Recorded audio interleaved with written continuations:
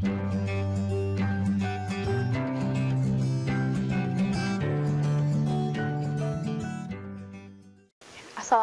warahmatullahi wabarakatuh. Bertemu kembali bersama saya, Reza Rezdiana, dalam pembelajaran IPA kelas 8 mengenai sistem pencernaan. Nah, sistem pencernaan merupakan suatu sistem organ yang berfungsi untuk mengubah makanan kompleks menjadi sari-sari makanan yang dapat diserap oleh tubuh. Nah, zat-zat makanan yang dibutuhkan oleh manusia berperan untuk memenuhi kebutuhan energi. Nah, berdasarkan keperluan tubuh, zat-zat makanan dibedakan menjadi dua, yaitu zat makanan makro dan zat makanan mikro. Zat makanan makro adalah zat makanan yang dibutuhkan dalam jumlah yang besar. Contohnya seperti karbohidrat, lemak, dan protein.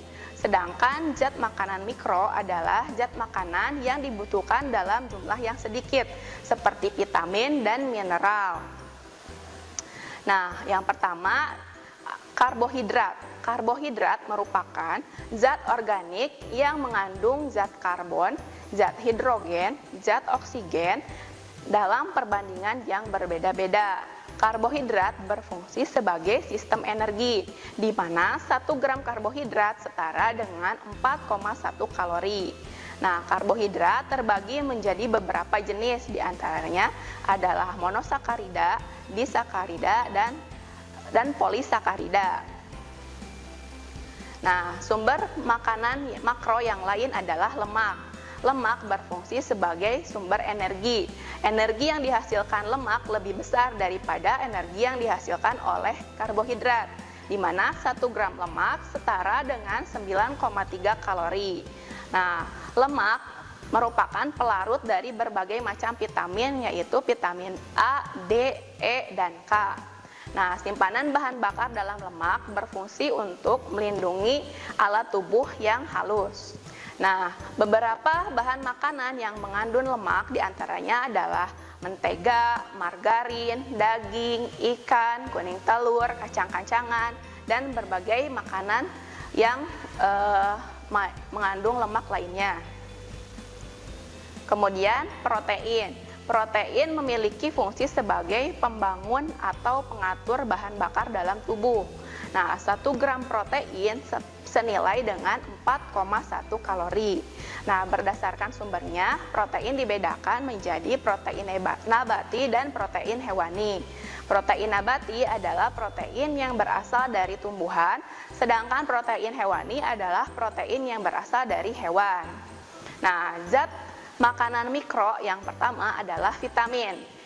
Vitamin adalah zat organik yang diperlukan dalam tubuh dalam jumlah yang sedikit, tapi penting untuk mempertahankan gizi yang normal. Umumnya, vitamin dibagi menjadi 2 golongan, yaitu vitamin yang larut di dalam air, seperti vitamin B kompleks, diantaranya adalah B1, B2, B6, niacin, dan vitamin C. Kemudian ada vitamin yang larut dalam lemak seperti vitamin A, D, E, dan K. Selanjutnya adalah mineral. Mineral ada yang macam zat mineral terdiri dari natrium, kalium, fosfor, mangan, klorin, yang pada umumnya merupakan mineral-mineral yang digunakan untuk sintesis jaringan. Nah, kemudian mineral-mineral lain seperti Cu, mangan, kobalt, zinc, dan ferrum itu diperlukan sedikit sebagai penggiat atau komponen dalam sistem enzim. Nah, ada beberapa unsur mineral yang terdapat dalam makanan, yaitu kalsium atau zat kapur, kemudian ada zat besi, iodium, dan fluor. Nah, selanjutnya adalah air. Air merupakan kebutuhan hidup yang paling penting, di mana air di dalam tubuh berfungsi sebagai pelarut zat-zat untuk membentuk pencernaan, dan kemudian terjadi reaksi-reaksi kimia di dalam tubuh. Kemudian untuk membuang sisa-sisa zat di dalam tubuh, dan juga sebagai pengatur suhu tubuh. Nah, dalam sistem pencernaan terjadi secara kimiawi dan secara mekanik. di mana secara mekanik artinya menggunakan organ-organ pencernaan, sedangkan secara kimiawi berlangsung menggunakan enzim-enzim.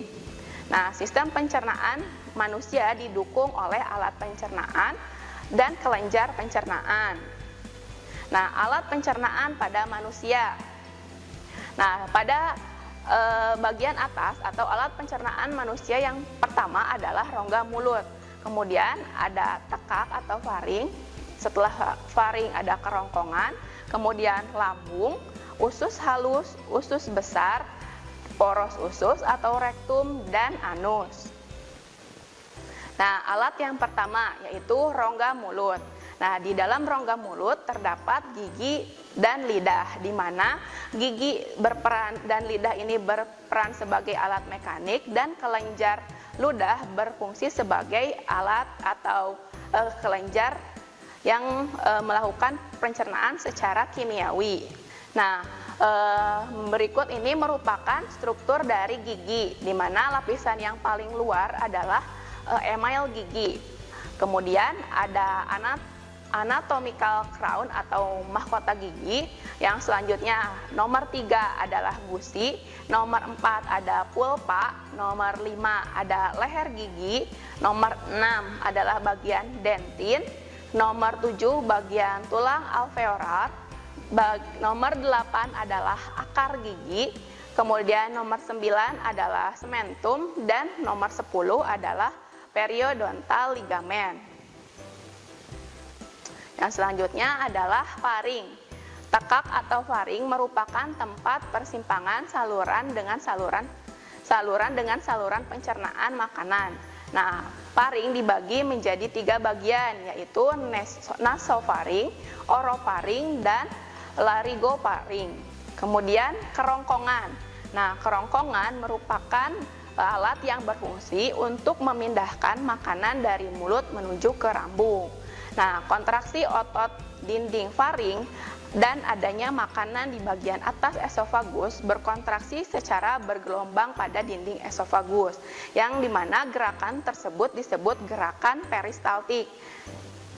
Nah, dengan gerakan peristaltik ini mendorong makanan dari mulut yang masuk ke saluran kerongkongan untuk diteruskan ke lambung. Nah, selanjutnya adalah organ lambung. Organ lambung memiliki fungsi yaitu menambahkan cairan asam pada makanan yang masuk dan mengubahnya menjadi massa yang kental. Kemudian melanjutkan proses pencernaan yang telah dimulai dari rongga mulut dan menghasilkan enzim proteolitik pepsin, membentuk lipase untuk menguraikan lemak, dan dengan bantuan lipase lingual. Jadi di dalam lambung ini terjadi pencernaan secara kimiawi dengan bantuan beberapa enzim. Nah, bagian lambung terbagi menjadi 3 bagian. Bagian atasnya disebut bagian fundus, kemudian bagian tengah itu merupakan badan lambung, dan bagian yang dekat dengan usus itu adalah pilorus, di mana di sana terdapat sphincter yang dapat membuka dan menutup. Kemudian usus halus. Nah, usus halus terdiri atas 3 bagian, yaitu duodenum, jejunum, dan ileum. Nah, ada 2 cairan penting yang ditambahkan dalam makanan, yaitu cairan empedu dan cairan pankreas. Selanjutnya adalah usus besar. Usus besar dibagi menjadi beberapa bagian. Yang pertama adalah sekum, kemudian ada kolon, dan yang terakhir adalah rektum. Nah, antara 5 sampai 7,5 cm pertama adalah bagian usus besar yang disebut sekum atau usus buntu.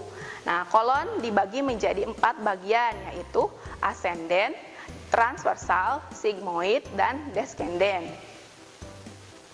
Nah, alat pencernaan yang terakhir adalah anus, di mana anus ini merupakan tempat keluarnya feses, atau ujung anus ini disebut kanalis anal.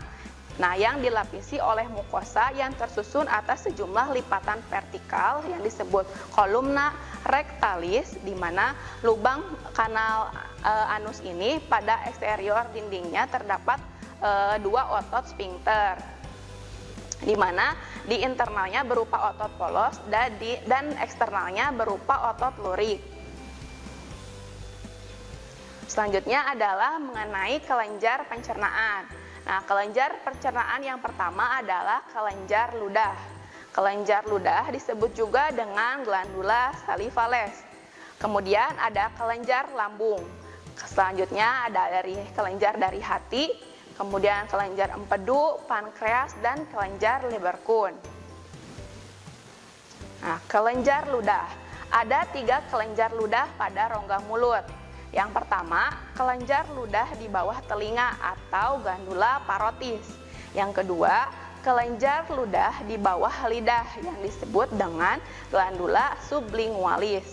Yang ketiga adalah kelenjar ludah di bawah rahang atau glandula submaxillaris.